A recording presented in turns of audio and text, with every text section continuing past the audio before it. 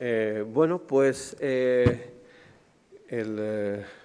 experto Luis Sanjuanes nos ha dejado varios mensajes muy importantes y ha bajado mucho las expectativas que se dan desde determinadas administraciones de que en la primavera la cosa va a ir mucho mejor.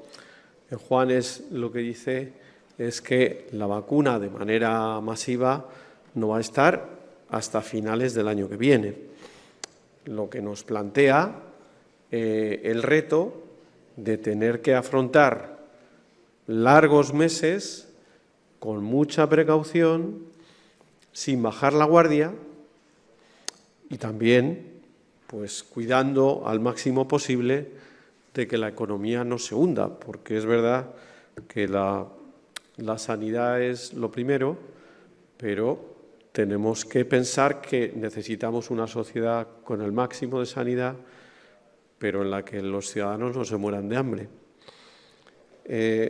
Seguidamente vamos a pasar a la primera mesa, que se llama el enunciado la contribución de la inteligencia artificial, datos y herramientas de la sanidad, de la ciencia y de la ciudadanía.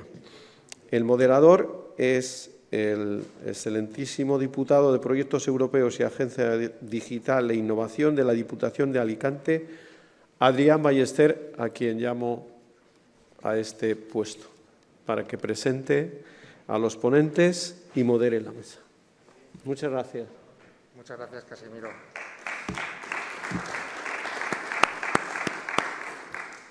Muy buenos días. Muchísimas gracias a Independiente por organizar este evento hoy aquí en Alicante por tercer año ya consecutivo. Le pido al rector de la Universidad, Manuel Palomar, como vamos a tomar asiento, el resto de ponentes van a participar online, así que vamos a tomar asiento y vamos a empezar la mesa redonda. Gracias. Sí. Guardamos la distancia.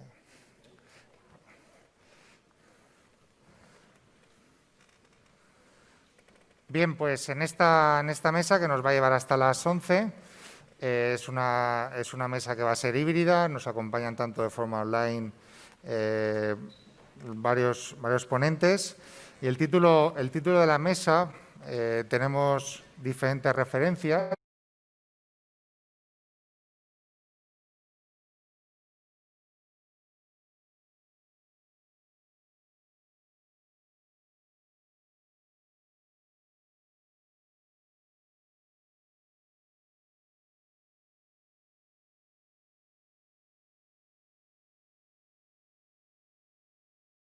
Poder implantarlas y, sobre todo, pues en esta pandemia en la que estamos viendo ahora mismo a través de la COVID. La hemos organizado la mesa, vamos a tener una pequeña intervención inicial de cada una de las personas que intervienen y, en primer lugar, va a intervenir Laura Flores, que es la subdirectora general de Inteligencia Artificial y Tecnologías Habilitadoras Digitales, que pertenece al Ministerio de Asuntos Económicos y Transformación Digital. Así que, Laura, por favor.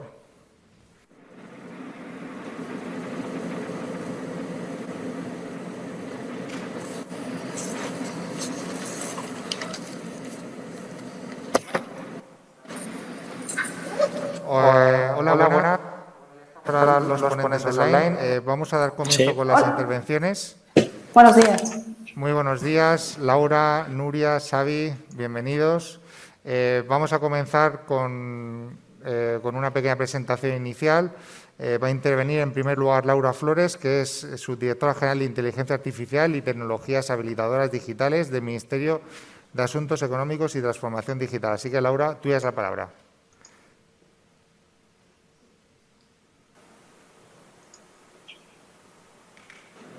Sí, Laura, ¿nos escuchas? Sí, hola, buenos días. ¿Me escucháis? Sí, perfecto. Pues ya puedes empezar. Muy bien.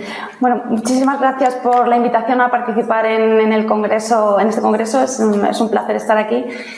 En primer lugar, sí que me gustaría comenzar la intervención marcando esta contribución que vamos a comentar de la inteligencia artificial que puede realizar en nuestro país en la necesidad que tenemos ahora mismo de una reconstrucción económica de España tras la pandemia que inevitablemente va a ser digital. En este momento, pues, tenemos la oportunidad y la necesidad absoluta de transitar hacia una economía digital que nos permita crecer de forma sostenible, inclusiva y, como hemos demostrado ahora, pues necesitamos ser más resilientes. Dadas estas circunstancias, no es algo optativo, es una prioridad absoluta y una necesidad que esta reconstrucción sea digital y tenemos que convertir esta crisis en la oportunidad para modernizar la economía, el modelo productivo y, bueno, pues que sea más competitivo, más justo y más resiliente. Pero antes de entrar a analizar, como iremos luego desgranando, cómo puede beneficiar la inteligencia artificial al país en los distintos ámbitos, sí que me gustaría hacer una pequeña reflexión inicial sobre pues ver si tanto las instituciones, las empresas y los ciudadanos realmente estamos preparados para ello, ¿no? En cuanto al país como tal, España sí que tiene ya unas fortalezas que inevitablemente vamos a aprovechar, pero también tiene unos desafíos. Entre las fortalezas que ya tenemos y que permitirán desarrollar la inteligencia artificial, pues están la red de infraestructuras y el despliegue de la tecnología 5G que ya tenemos. Existen ya varios centros de computación de alto rendimiento también. Tenemos muy avanzados los temas de ciberseguridad y también lideramos el uso del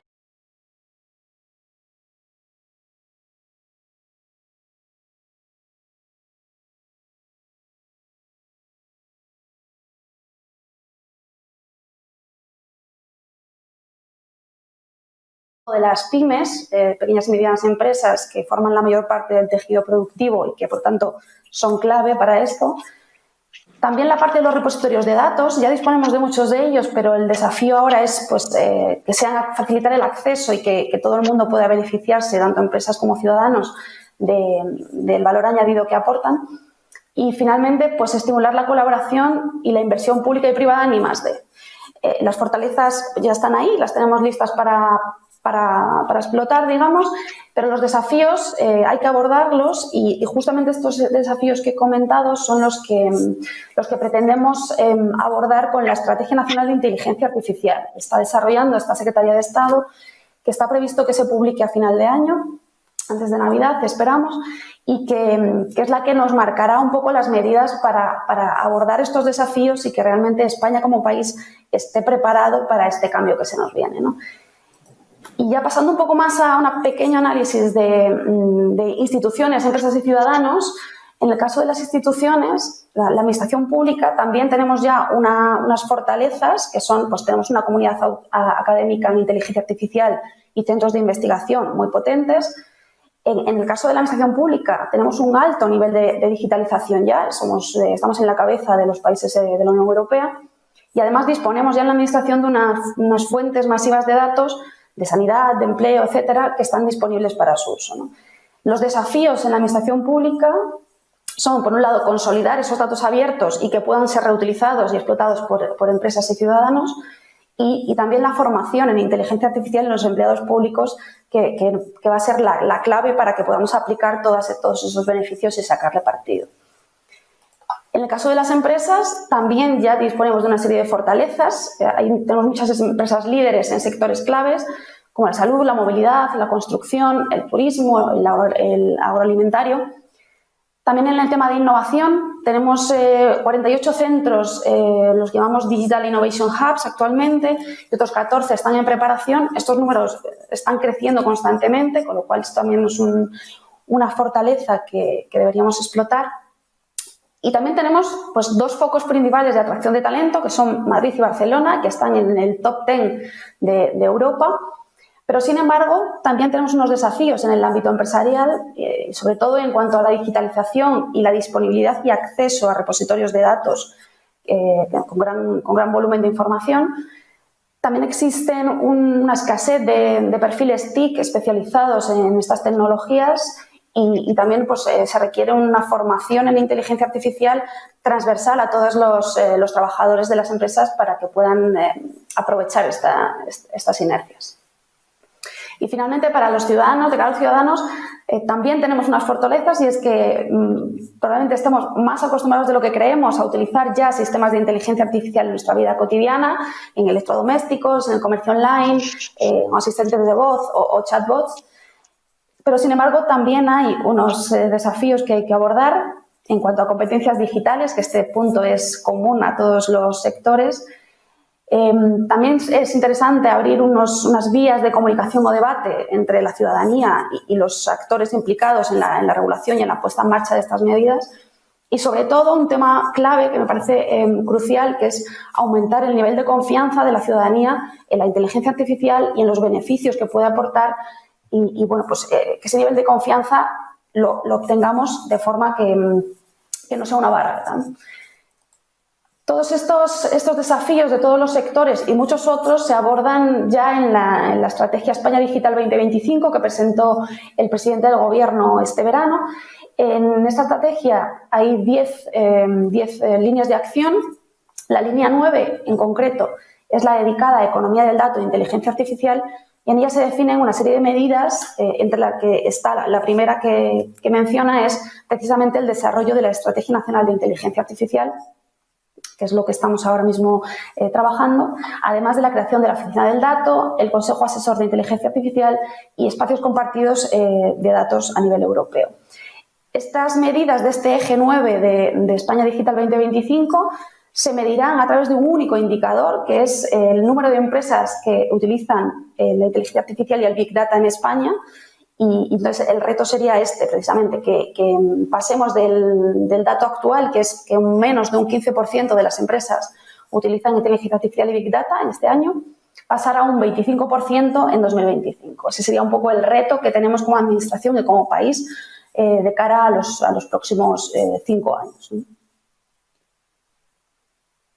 Muy bien, muchísimas gracias, Laura, por tu intervención. Y a continuación pues hablará una persona conocida para nosotros, la alicantina Núria Oliver, que es doctora por el Media Lab del MIT, es doctora honoris causa por la Universidad Miguel Hernández y también es comisionada de presidencia de la Generalitat Valenciana para Estrategia, Inteligencia Artificial y la Ciencia de Datos contra la COVID-19. Núria, tuya es la palabra. Muchas gracias. Perdón, ¿a quién le toca? Porque no se ha oído nada a los que estamos conectados remoto. Lo siento, te toca, Núria. Ok, buenos días. Gracias por la invitación y gracias por permitirnos estar digitalmente, que para algunos de nosotros no es posible la participación en persona. La temática es un poco la intersección entre la inteligencia artificial y la pandemia, ¿no? Y como muy bien ha explicado la vicepresidenta y ministra Nadia Calviño, esa intersección es importante en diferentes ámbitos. En el primer ámbito es en la aceleración para el diseño y la búsqueda de tratamientos y vacunas eficaces, donde desde hace ya unos años se utilizan técnicas de inteligencia artificial. El segundo gran campo es en el campo de la asistencia a la toma de decisiones clínicas. Algoritmos de inteligencia artificial pueden detectar a partir de pruebas radiológicas la probabilidad de que una persona, por ejemplo, tenga COVID-19, o algoritmos de inteligencia artificial en base a la sintomatología, al historial clínico y a los factores demográficos de un paciente, puede predecir o no la probabilidad de que esa persona vaya a necesitar cuidados intensivos. Y la tercera gran área es la línea en la que hemos estado trabajando desde marzo, que es el uso de la inteligencia artificial y de los datos para ayudarnos a tomar mejores decisiones, para que las decisiones de políticas públicas puedan estar basadas en la evidencia y sustanciadas por la evidencia y el conocimiento científico. Dentro del comisionado, que es una posición honorífica, altruista y voluntaria, básicamente lo que consiste es en coordinar un equipo de más de una veintena de investigadores e investigadoras del sistema valenciano investigador, trabajando en 4 grandes líneas. La primera es el modelado de la movilidad humana. Sabemos que una enfermedad infecciosa de transmisión de humano a humano, como es el coronavirus, no se convierte en pandemia si no nos movemos. Y por eso nos confinamos, para evitar esa propagación geográfica, ¿no? Poder medir si las medidas de confinamiento están funcionando, en qué medida están funcionando, qué tipos de movilidad se han visto afectados y qué impacto tiene esa reducción de la movilidad en la pandemia es de vital importancia. Y por eso nosotros en marzo fuimos nombrados por parte de precisamente la vicepresidenta y ministra Nadia Calviño, la comunidad autónoma piloto en el uso de datos agregados y anonimizados extraídos a partir de la red de telefonía móvil en una experiencia única realmente en el mundo de colaboración entre el INE y las 3 más grandes empresas de telecomunicación del país y pudimos cuantificar el impacto que el confinamiento tuvo en la Comunidad Valenciana, encontrando unos muy altos porcentajes de cumplimiento de la reducción de la movilidad, tanto la reducción de movilidad laboral como la reducción de el quedarse en casa e intentar minimizar la movilidad fuera del área de residencia. Además, esta reducción de movilidad tiene un impacto epidemiológico, obviamente, que es el objetivo final, ¿no? Y por eso la segunda línea de trabajo en la que hemos estado trabajando desde marzo es en el desarrollo de modelos epidemiológicos computacionales, modelos que nos permitan no solamente predecir cómo va a evolucionar la pandemia bajo la situación actual, sino también nos permitan hacer simulaciones sobre cómo evolucionaría bajo diferentes escenarios. Por ejemplo, diferentes escenarios de movilidad o diferentes escenarios de rastreo de contactos o incluso de inmunidad de la población. La tercera línea de trabajo es una línea de modelos predictivos, donde hacemos predicciones de ocupación de UCIs, de número de casos, de número de hospitalizados. Y en abril, cuando uno de los grandes interrogantes era si iba a haber o no una segunda oleada, hicimos ya una predicción, un estudio de inferencia de la prevalencia de la enfermedad. La gran pregunta en aquel momento es cuántas personas hay realmente infectadas por coronavirus. Sabíamos que había un porcentaje muy elevado de asintomáticos, sabíamos que había una falta de test, sabíamos que había mucha gente que no se estaba contabilizando, ¿no?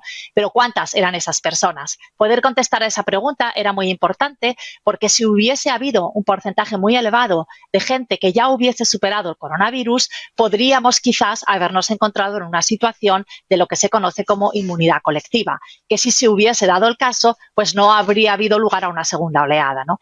En abril, utilizando diferentes métodos, nosotros inferimos unas prevalencias en la Comunidad Valenciana de alrededor de un 2%, en la media de España alrededor de un 5%, que luego se vieron corroboradas por el estudio de seroprevalencia del Instituto Carlos III y que nos ponían en una posición muy lejana de la ansiada o deseada, ¿no?, inmunidad colectiva, con lo cual ya sabíamos en abril que conforme se fuesen levantando las medidas de confinamiento habría una segunda oleada porque el virus iba a seguir presente en la sociedad y no había un porcentaje elevado de la población inmunizada. Y finalmente, la cuarta línea de trabajo es una acción que a mí personalmente me ha resultado muy inspiradora, que es esta gran encuesta ciudadana llamada COVID-19 Impact Survey, que lanzamos a finales de marzo realmente sin pensar que se iba a convertir en un movimiento de esta envergadura a nivel mundial. La principal motivación por la que lanzamos esta encuesta ciudadana, que aprovecho para invitar a todos ustedes a que la contesten, es anónima, es muy corta, 25 preguntas, 5 minutos, idealmente se contesta todas las semanas. La principal motivación para lanzar esta encuesta era entender realmente cuál era la situación y la percepción de la ciudadanía durante la pandemia. Había muchas preguntas que no podíamos contestar, aunque nos hubiese gustado contestarlas. Por ejemplo, ¿qué contacto social estamos teniendo durante el confinamiento? ¿Qué impacto emocional está teniendo la pandemia? ¿Qué impacto económico y laboral? ¿Hay tests o no hay tests? ¿La gente sabe cómo se contagia? ¿Cuál es el origen de los contagios? Etcétera, etcétera. Lanzamos la encuesta a finales de marzo. La encuesta se volvió viral gracias a la generosidad y la participación de numerosas personas, pero también instituciones como el Ayuntamiento de Alicante, como la Diputación de Alicante, como todas las universidades de la Comunidad Valenciana. En 40 horas conseguimos más de 140.000 respuestas, algo que nunca hubiésemos podido soñar, y sintiendo un gran sentimiento de responsabilidad por compartir lo que aprendimos a partir de esa recogida de datos. Trabajamos duramente la semana siguiente y publicamos muy rápidamente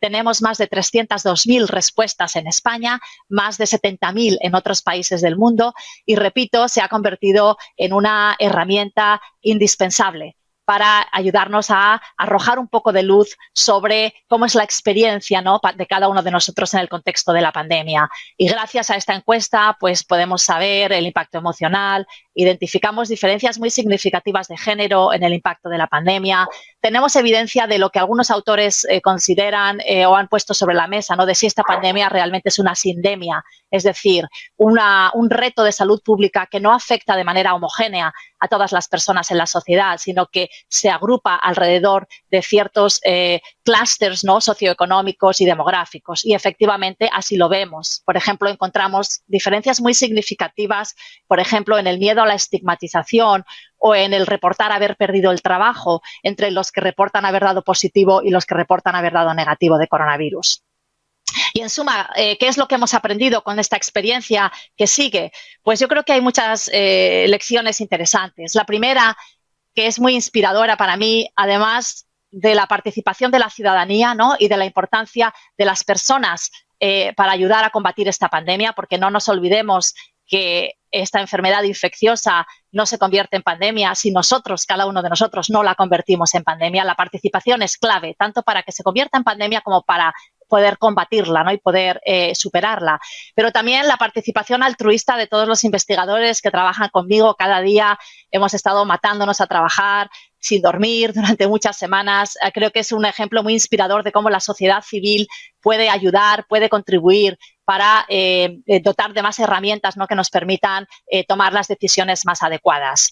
También he aprendido la necesaria y urgente falta de digitalización en las administraciones públicas. Nosotros somos un equipo de ciencias de datos. Entendemos que los datos son un reflejo de la evidencia. No se puede hacer ciencias de datos e inteligencia artificial sin datos. Hemos vivido, como en muchos otros países, grandes dificultades para poder tener datos tan básicos como cuántas personas infectadas hay o cuántos hospitalizados hay. Creo que, y espero y deseo, que una de las consecuencias de esta pandemia sea una aceleración en la digitalización de la administración pública y en la transición a una manera de trabajar mucho más basada en la evidencia, ¿no?, y mucho más basada en los datos. Gracias.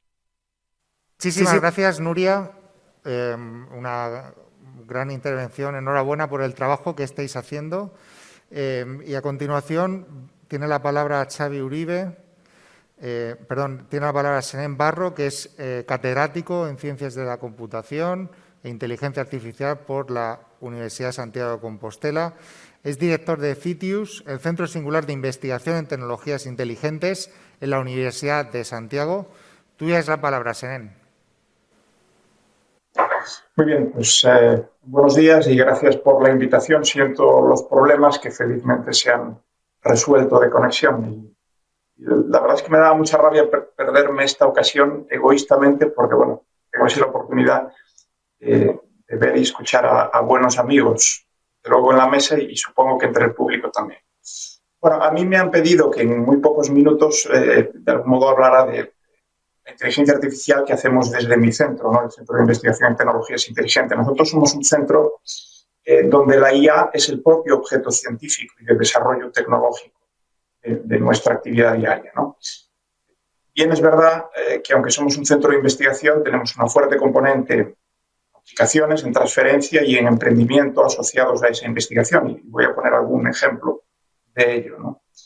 En concreto, algunos ejemplos que creo que afectan especialmente a la sociedad en general y en particular alguno también a la situación de pandemia que estamos viviendo, algo que también es objeto de este encuentro, ¿no?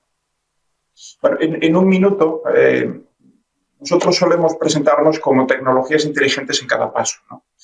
En cada paso humano estamos alineados con la apuesta europea de una inteligencia artificial centrada en las personas. Yo siempre suelo insistir en que si eso no se monetiza, puede parecer un poco materialista, pero si no se monetiza, eso es pensamiento ilusorio. Para poner un símil, es como la orquesta del Titanic tocando mientras se hunde el majestuoso barco, ¿no? O sea que vamos a ver si además de esa apuesta que seguro que todos compartimos en nuestra Europa, pues además la podemos hacer viable con el tiempo. En cada paso también en cuanto a la integración de tecnología en las máquinas. Trabajamos desde los dispositivos físicos, dispositivos electrónicos, hasta la explicabilidad, hablaré ahora un poquito de esto, y la interacción en lenguaje natural entre personas y máquinas, de lo que también pondré un ejemplo, ¿no? Y también nos gusta decir que estamos a un paso de la sociedad, ya que somos un centro con una clara cercanía y vocación de servicio al tejido productivo y a la sociedad en general, ¿no? Apostando, como he dicho, por la transferencia y el emprendimiento a partir de nuestra investigación. Sobre la explicabilidad, este es un tema al que también Europa, creo que es sensato hacerlo, le está dando una enorme importancia. Las máquinas tienen ya una gran capacidad de aprendizaje, enorme, pero a menudo no sabemos qué han aprendido realmente, sobre todo en los modelos computacionales pues, más complejos, ¿no? Esto es un poco, yo le llamo la paradoja inversa a Polanyi. Polanyi fue un filósofo muy notable del siglo pasado, que en un libro suyo del año 66 decía que las personas sabemos mucho más de lo que podemos expresar, ¿no? A través del lenguaje, ¿no? Y las máquinas hoy también. Es decir, son capaces de aprender cosas que después es difícil poder extraer para entender bien cuál es el fundamento en qué se basan los resultados que nos dan, ¿no? Y nosotros desde el CITIUS, yo en particular, coordinamos la primera red europea de formación de investigadores en esta temática, que se llama Tecnologías de Lenguaje Natural para una inteligencia artificial explicable, donde hay 18 socios entre universidades y grandes empresas de 6 países europeos. Un ejemplo de la importancia de dialogar o de interaccionar con lenguaje natural es nuestro sistema de predicción meteorológica. Meteogalicia desde hace 5 años, y ha sido el primer servicio de estas características en el mundo, narra el tiempo a diario para cada uno de los 313 ayuntamientos de Galicia. Por tanto, hace legible, o mejor dicho, la predicción del tiempo. Y por último, por la limitación de tiempo, si hay preguntas, pues encantadísimo de poder seguir abundando en cosas, pero por último me gustaría también poner un ejemplo de emprendimiento entre los varios que hemos logrado poner en marcha con éxito de nuestra investigación, que es Situm, que es una empresa que tiene una de las tecnologías líderes en el mundo para la localización de móviles en interiores, donde la señal de satélite no entra, no penetra. Por tanto, hay que resolverlo a través de los puntos wifi, a través de los sensores inerciales que llevan todos nuestros móviles, ¿no? Magnetómetro, giróscopo, acelerómetro, etc. Con lo cual, Situm consigue poder soportar cualquier servicio geoposicionado en el interior de edificios, de construcciones, ¿no? Y voy a poner 2 ejemplos que últimamente han salido además mucho en la prensa. AENA Maps es una aplicación móvil recientemente puesta en marcha en el aeropuerto Adolfo Suárez de Madrid-Barajas, pero que AENA va a extender a todos sus aeropuertos, que permite pues, la ubicación de los viajeros, la navegación, los mapas de las terminales, la búsqueda de lugares de interés, como pueden ser restaurantes, puertas de parque, etcétera, o el cálculo de la mejor ruta, y la tecnología que soporta este geoposicionamiento de los servicios es la de Situm. Y Situm COVID-19 es un servicio precisamente orientado a las organizaciones para poder hacer dentro de sus oficinas, naves industriales, edificios en cualquier caso, para poder hacer un rastreo muy eficaz de los contagios en los días previos, sabiendo dónde han estado, cuánto tiempo han estado, con quién han estado, y poder hacer no solo una actuación más rápida, más diligente y, por tanto, eficaz también de potenciales contagiados a partir de esa persona, sino desinfecciones selectivas o control de aforos en las condiciones actuales que estamos viviendo, pues, que ya no son por el número de sillas que podemos meter en un lugar, ¿no? Bueno, son 2 de las muchas aplicaciones que esta tecnología que ha nacido del CITIUS permiten soportar. Y de momento nada más y quedo a la espera. Muchísimas gracias, Senén. Vamos a continuar con las intervenciones iniciales y a continuación tiene la palabra Xavi Uribe, que es fundador y CEO de Sherpa, que es una empresa de inteligencia artificial donde están haciendo investigación, donde están construyendo tecnología y donde están haciendo verdaderamente cuestiones impresionantes que a continuación nos va a contar Xavi, tú das la palabra. Gracias. Venga, muchas gracias, Adrián. A ver, bueno, ¿se me oye, verdad? Sí. ¿Hola? Sí, bien, vale. Vale. Soy Xavi Uribe Echevarría, es un único apellido, no es Uribe. Sí, como has dicho, mira, soy fundador y CEO de Sherpa, que es una empresa que nos dedicamos, o sea, yo tengo un perfil muy diferente a las personas que están ahí en el público, que aprovecho también para saludar a todos, especialmente a Nuria, que le conozco personalmente y me parece, vamos, que es un orgullo poder compartir pues charlas con ella, porque es brillante. Eso por una parte. Vale, entonces, os cuento un poquito, notas que he tomado, ¿no? Ha hablado Laura de que solo el 15% de las empresas pues están utilizando inteligencia artificial, asociando un poquito la inteligencia artificial a chatbots y a este tipo de sistemas. Yo creo que me gustaría aclarar una serie de cosas antes. Básicamente que erróneamente asociamos la inteligencia artificial a robots o a máquinas que nos hablan, pero realmente la inteligencia artificial va mucho más allá, está ya en nuestras vidas, en muchas aplicaciones, y es un complemento para el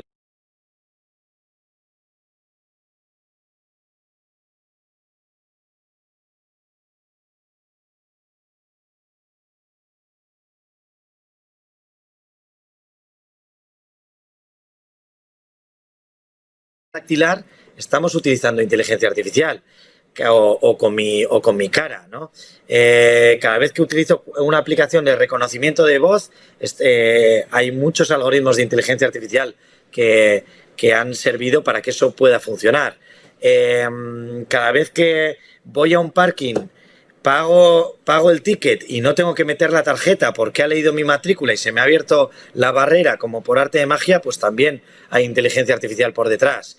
Cualquier foto que sacamos con el móvil, y luego ya pues aplicaciones más sofisticadas en el sector de la salud que ayudan a detectar cánceres, pues que el ojo humano no puede detectar, cánceres o cualquier otra enfermedad. Ayuda en el diagnóstico. Hay otra cosa que ha comentado, ha ido enumerando Nuria muy bien, pues en todos los aspectos donde la inteligencia artificial puede ayudar en esta crisis de la COVID-19, y hay alguna más también, pues incluso antes de que ocurra, hay varias fases. Y también puede servir para detectar nuevos brotes. Por ejemplo, pues los algoritmos de inteligencia artificial de la empresa Blue Dot fueron capaces de alertar del virus en Wuhan días antes de que fuera confirmado por las autoridades chinas. Todo ello pues con algoritmos de predicción, ¿no? Luego también en diagnóstico, como ha comentado Nuria, pues bueno, pues por poner algún ejemplo, pues bueno, pues la empresa Alibaba pues sacó algún nuevo sistema que era capaz de diagnosticar coronavirus en tomografías en 20 segundos, que cualquier método tradicional pues tarda 15 minutos, ¿no? Pero de esos ejemplos hay muchísimos. Incluso también ha mencionado pues en la vacuna, ¿no? O sea, la inteligencia artificial se está aplicando en las diferentes investigaciones, simulaciones, descifrar el genoma del virus, todo esto, y sin la inteligencia artificial, pues los tiempos de lograr la vacuna serían infinitamente superiores, ¿no? Otra cosa que estoy de acuerdo con Laura, que ha comentado también, que es pues que hay que tener confianza, ¿no? En la inteligencia artificial. Muchas veces, pues viéndolo de una manera lejana, como que nos va a sustituir en lugar de que nos va a ayudar, pues bueno, pues lo vemos con miedo, ¿no? Pero yo soy de los que pienso que la inteligencia artificial tiene que ser una herramienta para ayudarnos para que nuestra vida sea más fácil, ¿no? Y que tiene la capacidad de resolver los retos urgentes que tiene la humanidad, sea sanitarios, sea de sostenibilidad, o sea, ya te digo, sí, de eficiencia energética, todo este tipo de retos que tiene la humanidad y nuestro planeta. Y otro detallito que quería comentar, En cuanto al talento, que se ha comentado en este debate también, pues que hay dos polos, Madrid y Barcelona. Estoy de acuerdo que en tecnología y en cantidad sí que puede ser, pero hay muchos otros polos de inteligencia artificial, ¿no? Empezando desde el País Vasco, pues bueno, que precisamente yo creo que en cuanto a número de investigadores por población, creo que probablemente será de los más altos que hay en Europa. Y en inteligencia artificial, pero luego otros polos como la Comunidad Valenciana, donde está Nuria, o Granada, donde nosotros también tenemos un equipo de 10 personas que lo dirige Paco Herrera, que es, vamos, uno de las, vamos a decir, eminencias en este mundo de la inteligencia artificial. Así que eso quería comentar. Bueno, y también, bueno, podríamos hablar también de nuestro trabajo que hemos hecho, ¿no? Nosotros cuando, para tratar de mitigar los daños de esta pandemia, ¿no? Cuando ocurrió esta crisis, pues nos pusimos en contacto con las instituciones y nada, y el gobierno vasco pues dijo que sí que requería de nuestra ayuda, y nos pusimos a preparar una plataforma que era capaz de predecir el número de hospitalizados y el número de UCIs necesarias a tiempo real con 7 días de antelación. Ellos necesitaban con 5 días de antelación para poder reaccionar, poder crear nuevas UCIs en diferentes espacios, en diferentes lugares también, y con 5 días de antelación podían reaccionar. Nosotros empezamos a calcular con 7 días y la verdad es que ha sido un éxito tremendo porque casi clavábamos 2 camas arriba, 2 camas abajo, pues el número de UCIs.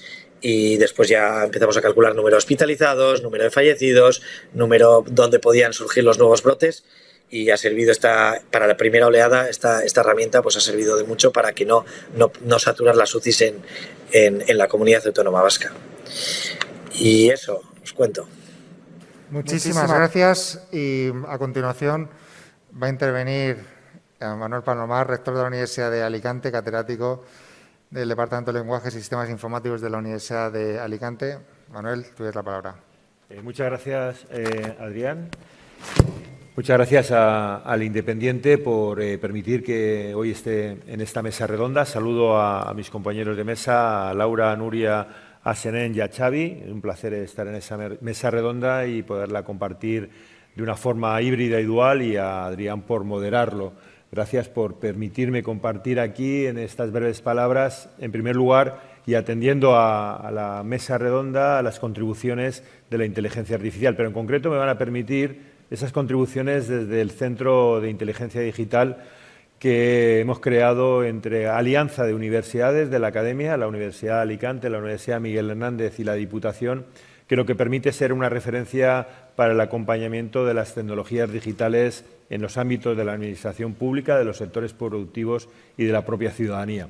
En definitiva, procurar una administración pública más ágil, más moderna, digital, para promover el desarrollo y la transformación inteligente de los sectores productivos y para desarrollar competencias y habilidades entre la ciudadanía, necesarias para la academia y necesarias para los empleadores. 3 ámbitos que yo creo que se han comentado desde el ámbito de la propia inteligencia artificial. Pero en concreto me voy a centrar en qué contribuciones de la propia inteligencia artificial se hacen o se pueden hacer y estamos haciendo desde el Centro de Inteligencia Digital. Y en concreto me voy a centrar en las tecnologías del lenguaje. Se ha referido Senén, al que saludo, somos buenos amigos, a las tecnologías del lenguaje en temas que son cruciales en este momento, y hay uno de ellos al cual estamos trabajando, que son las tecnologías del lenguaje aplicadas a la inteligencia artificial explicativa, algo que a todos nos intriga, que es absolutamente inspirador y que creemos que es importante desarrollar herramientas para poder explicar exactamente lo que las máquinas de aprendizaje automático nos pueden decir, en concreto las máquinas de Deep Learning. Pero en concreto, las tecnologías del lenguaje en este momento, que es una de las áreas principales de la inteligencia artificial, me parecen que son excesivamente relevantes para 2 ámbitos a los cuales me voy a referir, a los cuales estamos trabajando desde el Centro de Inteligencia Digital. Uno de ellos, a lo que se considera que puede ser uno de los mejores escenarios para la lucha del COVID-19, que es la medicina predictiva, la medicina personalizada, la medicina digital. ¿Y cómo puede intervenir o cómo se puede intervenir para contribuir desde la propia inteligencia artificial y en concreto de las tecnologías del lenguaje? Esa medicina personalizada a la cual se refiere el informe Visión 2030 como el mejor escenario para atacarlo desde el punto de vista de los datos, de la información y de la tecnología, donde sea necesario el poder tener historias clínicas compartidas, enlazadas e interpretadas a través de la aplicación de las tecnologías del lenguaje. Medicina predictiva, a la que se refería Xavi y que nos parece imprescindible, a través de la información no estructurada.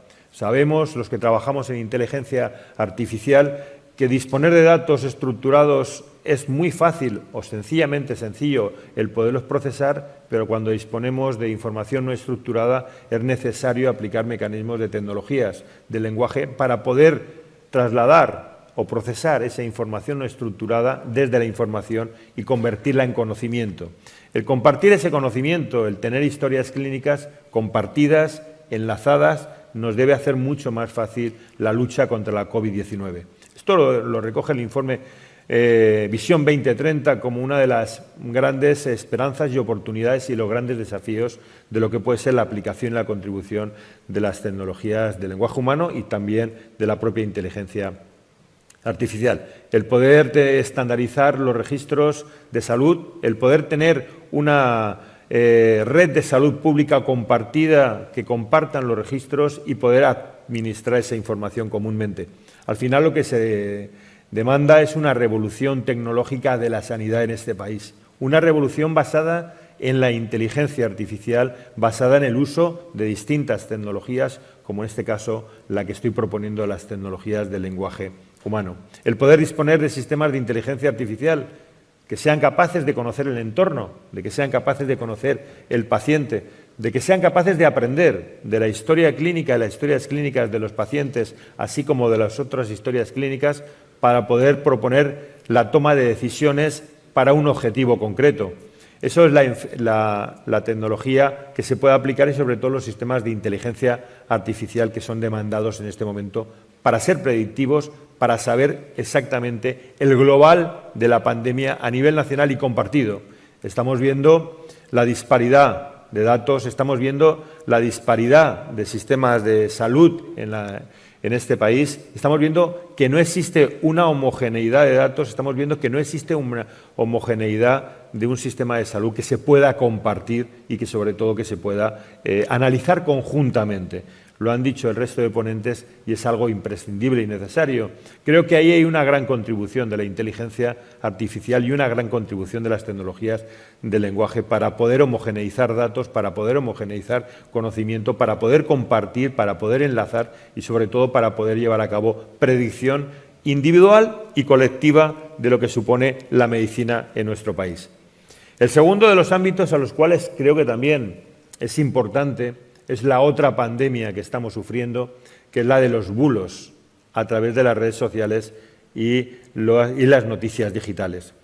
Hace unos pocos días, bueno, un tema de más de actualidad, se han visto las noticias en los últimos días, pero fundamentalmente me quería referir a los más de 6.000 bulos que ha habido según la agencia Fact-Checking sobre el tema de la pandemia. Bulos que están formando una serie de problemas importantes para la ciudadanía. Bulos que aparecen a través de las redes sociales, a través de las noticias digitales, a través de los periódicos digitales y que la ciudadanía tiende a replicarlos, tiende a retuitearlos, fundamentalmente por el impacto que generan esos bulos en la propia ciudadanía. Actualmente los bulos se están llevando a cabo por distintas agencias como Neutral o como algunas otras que lo que hacen es llevar a identificar estos bulos de una forma manual y, sobre todo, desmentirlos posteriormente. Esto se hace de una forma manual con la intervención de personas. Aquí lo que se está desarrollando desde el proyecto CENIT y también desde otros proyectos es que esto sea de una forma automática, identificación y búsqueda de los bulos a través de la aplicación de las tecnologías del lenguaje humano, la codificación de los bulos y la clasificación de los mismos, atendiendo a determinados dominios, como en el caso del coronavirus, en este caso, que está afectando a la población, Y sobre todo, lo más importante, los desmentidos para que no estén latentes esos bulos en Internet. Esta es una segunda pandemia a la cual cada vez, si han observado, están apareciendo diversos bulos a los cuales la ciudadanía le está haciendo, en muchos casos, por el impacto que generan cada uno de ellos. Aquí, CENIT, aquí, proyectos de la academia se están desarrollando de una forma, sobre todo, que nos permite detectar determinados tipos de bulos a un porcentaje importante. Creo que ahí, en estos dos ámbitos de la medicina personalizada, digital y compartida, de los bulos, la inteligencia artificial tiene un gran papel y, sobre todo, va a jugar un gran juego. Esta mañana, en la intervención de la ministra de Economía, hacía referencia a dos aspectos que me parecen fundamentales. La Estrategia Nacional de Inteligencia Artificial, que ha anunciado que a final de año ya estará presente, o lo ha anunciado Laura, creo. Ha sido Laura la que lo ha anunciado, que ya estará presentado a final de año, donde hay 600 millones de euros para desarrollar la Estrategia Nacional de Inteligencia Artificial. Y la ministra se refería al Plan de Impulso de las Tecnologías del Lenguaje como otro vector importante para el desarrollo de estrategias en este país. Creo que desde instituciones como CENIT u otras instituciones lo que tienen que propiciar es la alianza de estrategias para la preparación de grandes proyectos que puedan beneficiar a la contribución y a la aplicación de la inteligencia artificial en estos momentos en temas tan importantes o tan concretos como los anteriores.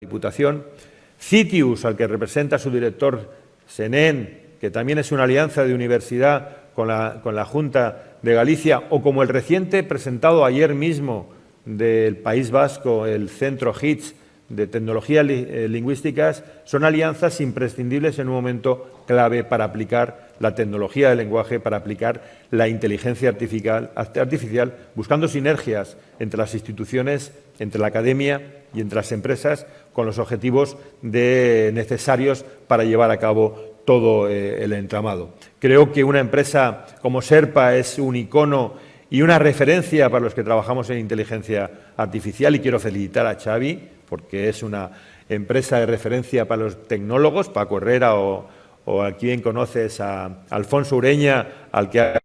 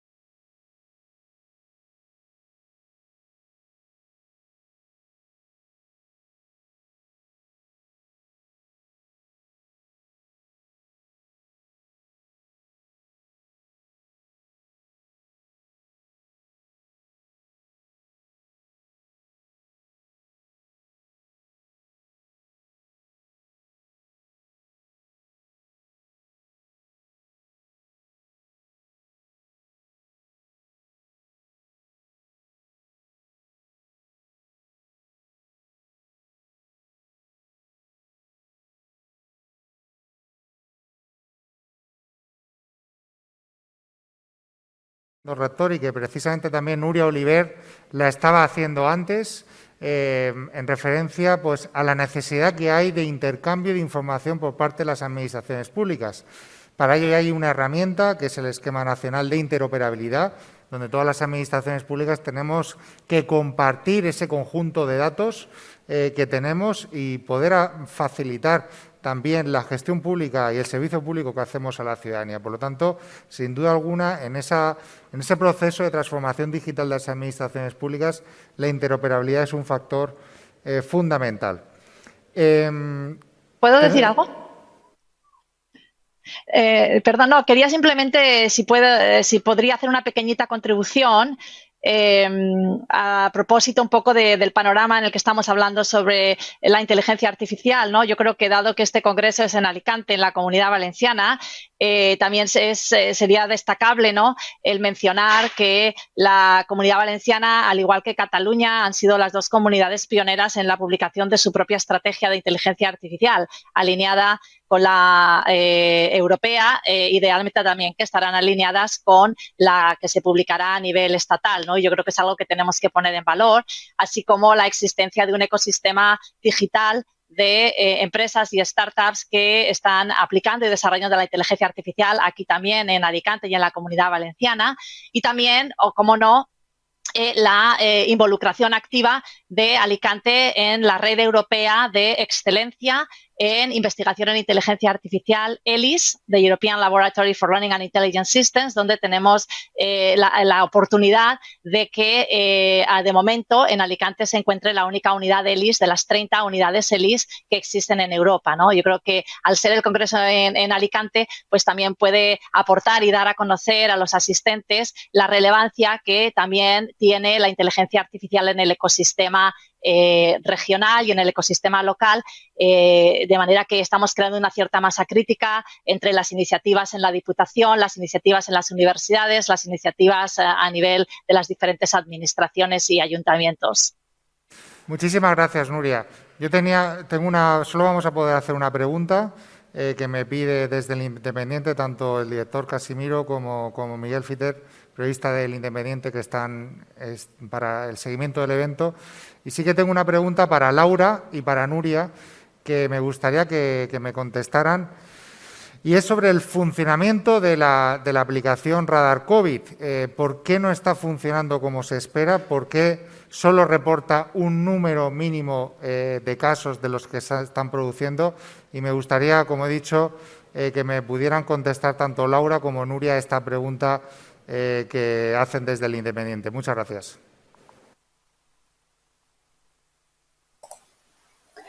Bueno, si os parece, Nuria, empiezo yo, si no te importa. Desde la Secretaría de Estado se puso a disposición la aplicación Radar COVID para todas las comunidades autónomas. Creo que recordar que fue a final de agosto. Una vez que estaba tecnológicamente hecha, el siguiente paso era que las comunidades autónomas integraran, digamos, a nivel de procedimiento, la gestión de esos códigos para dárselos a los ciudadanos y que esos códigos pudieran ser introducidos en la aplicación. Al final, bueno, la tecnología está disponible, lo que es los rastreos y la tecnología que hay por detrás sí que detecta un alto nivel de contactos, pero el problema al que estamos viendo es que esos códigos no se están repartiendo en la cantidad en la que habíamos esperado. Entonces, al no estar masivamente repartidos los códigos a los dispositivos que van saliendo, pues efectivamente el funcionamiento de la aplicación se ve mermado, porque es importantísimo no solo que la penetración de la aplicación sea alta, que bueno, cada vez está subiendo más. Si no recuerdo mal, hemos pasado ya los 5 millones de descargas, pero claro, tiene que complementarse con la cesión de los códigos por parte de los sistemas de salud de las comunidades autónomas. Hace, creo que era como 15 días, 3 semanas, se integró la última comunidad autónoma, es decir, ya todas las comunidades autónomas están integradas en Radar COVID, pero sí que seguimos notando que los protocolos sanitarios no hacen llegar esos códigos a todos los contagiados o a todos los que podrían ser usuarios potenciales de la aplicación.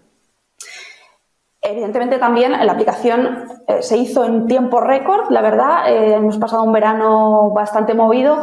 En este sentido, se han ido evolucionando y sacando diversas versiones que han ido mejorando y ajustando los valores de rastreo, porque también había que ir midiendo un poco de la mano de los epidemiólogos y en colaboración con el Ministerio de Sanidad.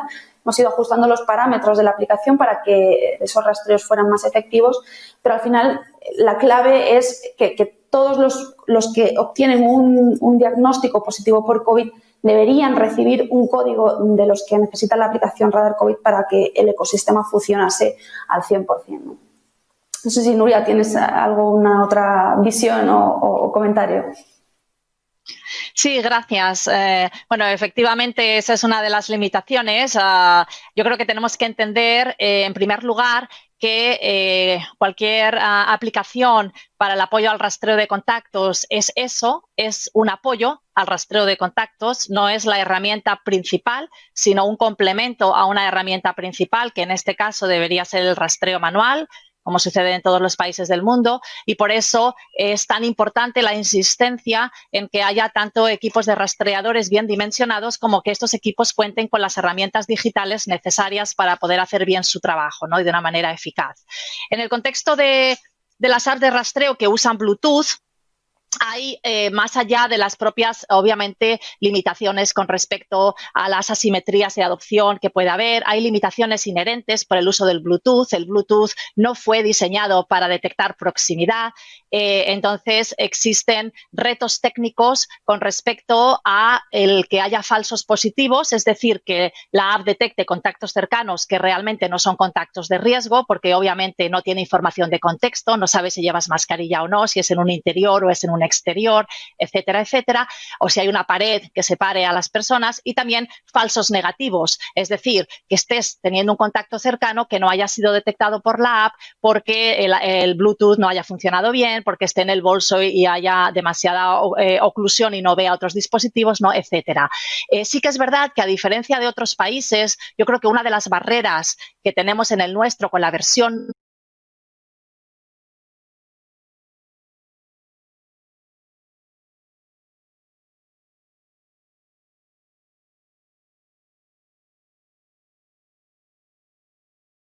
porque alrededor de un 10-12% de los infectados pues han generado algún tipo de clave, ¿no? de compartición de clave. Yo creo que uno de los elementos que han favorecido esto es la simplicidad en el uso de la app en Alemania, donde simplemente con la app escaneas un código QR de tu resultado y automáticamente ya se envía la notificación, ¿no? No requiere ese paso adicional de tener que introducir un código. En general, yo creo que lo más importante es entender que es un complemento que puede suplementar el trazado manual y que al final lo más importante es la responsabilidad de cada uno de nosotros. La app no te protege de contraer el coronavirus, y no por tenerla vas a tener comportamientos irresponsables, y esto también es muy importante entenderlo. Creo que es fundamental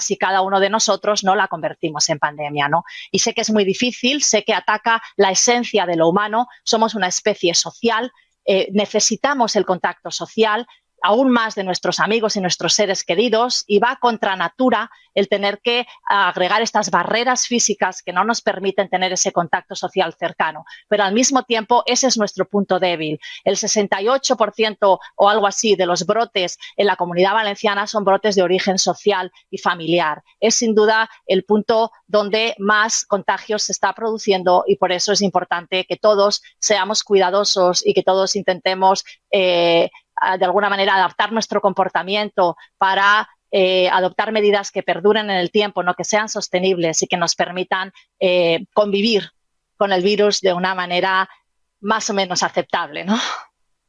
Muchísimas gracias, Nuria, Laura, Senén, Xavi, Manuel.